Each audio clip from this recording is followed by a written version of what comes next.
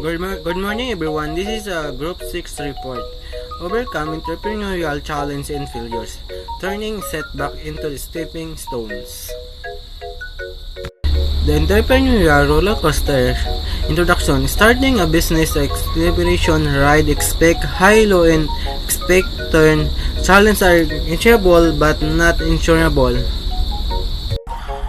The money raising financial headless. First, limited capital bootstrapping versus sinking investment.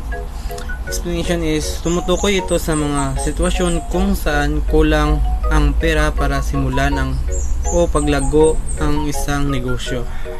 Second is cash flow crushing, mitigating income and expenses. It's a pamamala ng kita o paggastos. Ito ay nangyayari kapag mas malaki ang iyong negosyo, ang mga gastos kaysa iyong nakikita ng maging sanhi ng mga obligasyon. Third is a probability puzzle, achieving a sustainable revenue. Achieving revenue is paggamit ng tuloy-tuloy na kita. Ito ay tumutukoy sa hamon ng pagkatahimik na ang negosyo ay kumikita ng higit pa o sa kanyang gastos sa mahabang panahon. The competitive arena standing out in the crowd. Intensity really different your brand. Dre daw kay ginapakita dapat sa isa ka negosyo may ara kagid nga brand sa mga baligya kay para dali lang makita sa mga client mo ang imong baligya mawa. Oh my god, di mo sa diba sa gatas may ara tatlong damo nga brand, Bear Brand, Alaska, diba may Birch Tree. May example magimo kagid sang imong brand kay para dali na matukoy imong baligya. The operational tightrope balance act. Supply chain distribution ensuring smooth in operation. Ito ay tumutukoy sa mga problema na maaaring mangyari sa pagkuha ng mga materialis o produkto mula sa mga suppliers na nangyari epekto sa kanyang mga negosyo. Second is establishing ISO growing without breaking. Ito naman ay tumutukoy sa hamon ng pagpapalaki ng negosyo nang hindi nakaranas ng mga problema tulad ng pagbaba ng kalidad o pagtaas ng gastos sa pagnenegosyo. The regulatory labyrinth, navigating legal waters. First, complex laws, understanding compliance. Second, policy change, adapting to new rules. Third, permits and license, ensuring legal operation. Example, complex laws ay pwedeng magmula sa iba't ibang mga dahilan tulad ng abuse, prohibitions, o batas ng makasulat. Policy change. Example, policy change ay isang pagbabago ng patakaran ng rules. Tumutukoy dito apekto sa paggawa ng desisyon. Permits, license.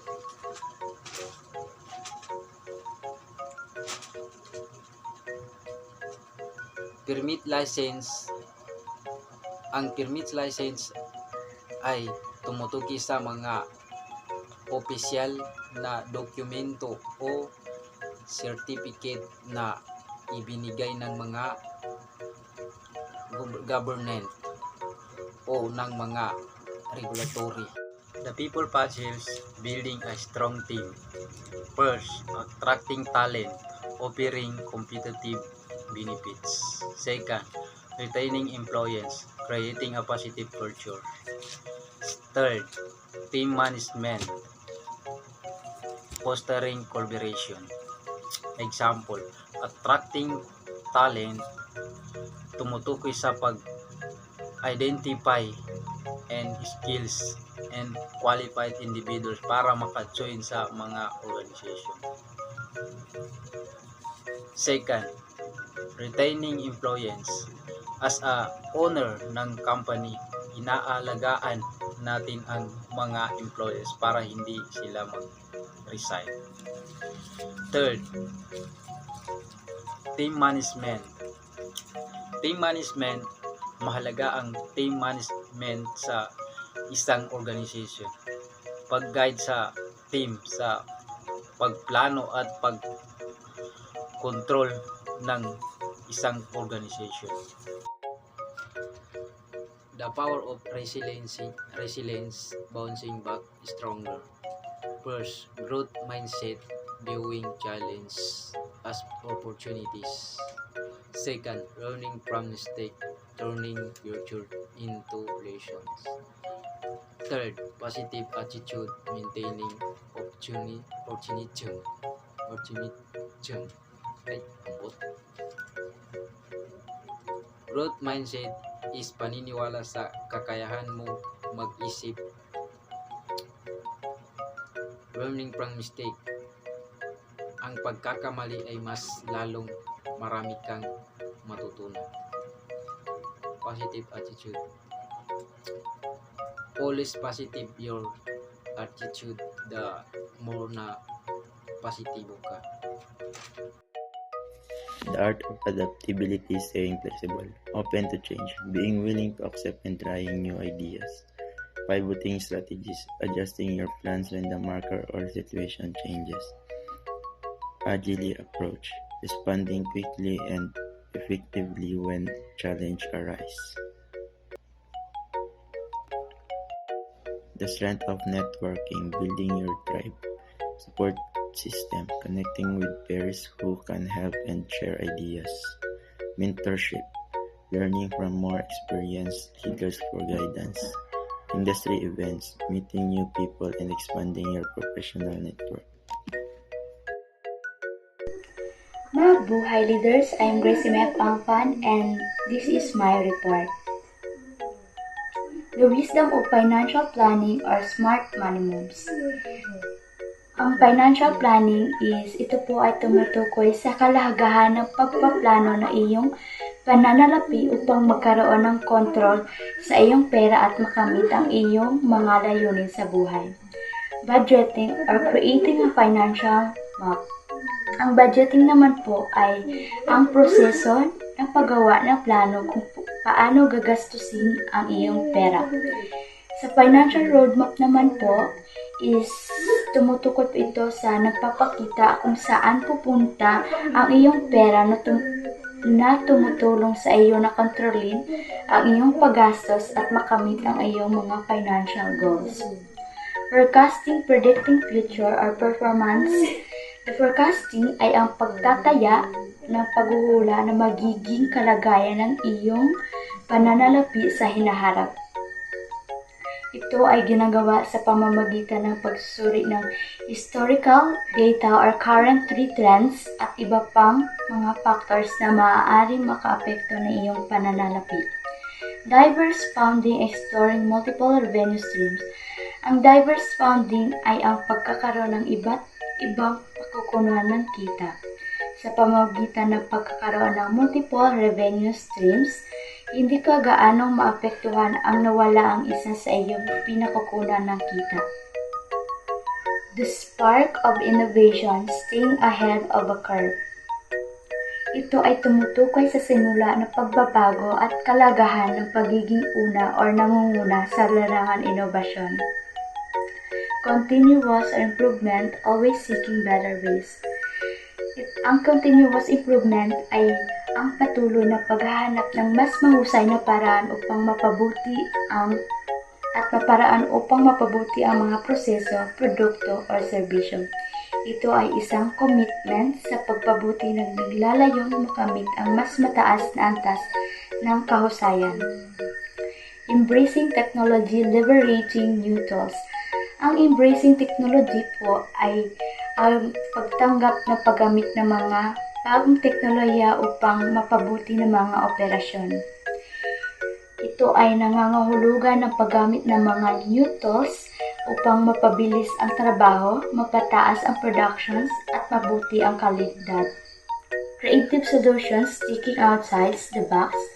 The creative solutions po ay ang paghahanap ng mga solusyon na hindi karaniwan or nakasanayan. Ito ay nangangailangan ng thinking outside the box o ang pag-iisip ng mga bagong idea or paraan upang malutas ang mga problema. Emotional intelligence, the inner edge. Ang emotional intelligence or EQ ang kakayahang kilalanin, maunawaan at pamahalaan ng sariling emosyon ang emosyon ng iba. Ito ay ang inner edge dahil nagbigay ito ng kalamangan sa mga relasyon, trabaho at iba pang aspeto ng buhay. Self-awareness or recognizing your emotions. Ang self-awareness ay ang kamalayan ng iyong sariling emosyon. Ito ay ang kakayahan ng kilalanin ay maunawaan kung ano ang iyong nararamdaman at kung bakit mo ito nararamdaman. Self-regulation or managing impulses. Ang self-regulation naman po ay ang kakayahang kontrolin ang iyong mga impulses at reactions. Ito ay kakayahang pamahalaan ang iyong emotions upang hindi ito maapekto na iyong pag-uugali. Motivation as staying driven. Ang motivation naman po ay ang panloob na lakas na natutulak sa iyo upang magtagumpay. Ito ay ang kakayahang manatiling determinado at nakatuon sa iyong mga layunin kahit na may mga pagsubok.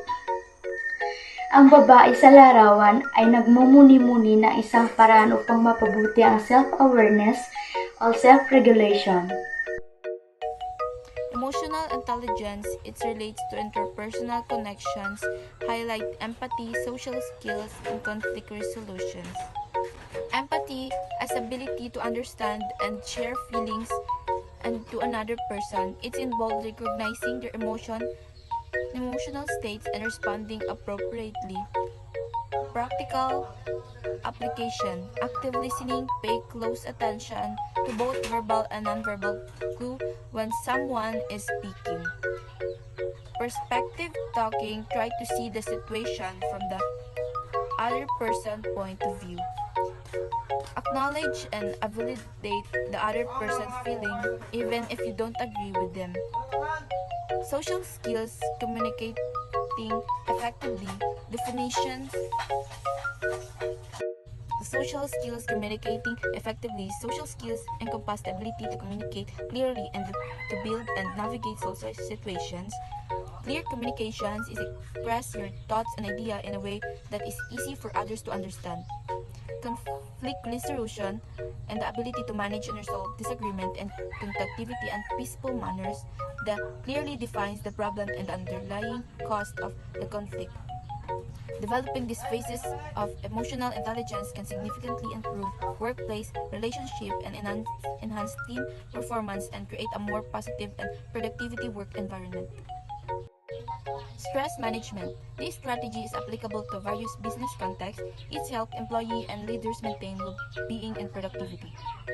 Here's how these strategies can be integrated into a business environment. Mindfulness. Mindfulness involves maintaining a moment-by-moment awareness for our thoughts and feelings, building and sensation of surrounding environment. Mindful meeting. Start meeting with a brief mindful exercise to center and participant and improve focus. Exercise. Regular physical activity that enhance or maintain physical fitness and overall health. Business application. Wellness and program. Business and applications. Wellness and program implement wellness programs that encourage physical activity through gym, membership, and fitness challenge or on-sites and exercise. Facilitate time management. The time management, the practice of using the time effectively and productivity. Prioritize tool implement and project management. Software that help teams prioritize tasks and manage deadlines. The deadlines is realistic deadlines for projects and tasks taking into account potential and challenge workload. This strategy can control and collectively contribute to a healthier, more productivity and less stressed workforce. Work-life balance, creating harmony. Setting boundaries, pursuing work or personal life. taking break, stepping without from work, seeking support, talking to friends, family, and problems. Work and life balance. Kailangan mo i-balance ang imong sarili. Like, focus ka sa work. Diba, mag-focus ka sa work mga 6 days, tapos hindi mo galimtan ng Domingo nga magpahuway, mag-chill with bonding with family. Nang hindi ka na magpakagad sa imong trabaho ba, kay para hindi ka ma-stress, kag hindi ka dali sumudan sa imong trabaho, kag hindi ka dali makapoy.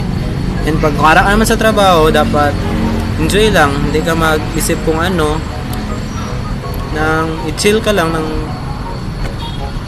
nang okay lang sa imo kung ano ginahimo mo para hindi ka dali makapoy sa imo nga ginatrabaho.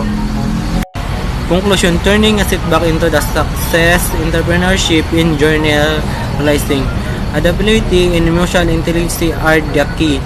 Effective stress management ensures stability. Failures are stepping stone to growth. Reference. Dahil naman niyo bang research sa amon niya topic sa amon report, kung sino mga ngalan, kung anong lugar or operation, dahil naman siya ikuha. And thank you sa pagpamati guys, and mabuhay.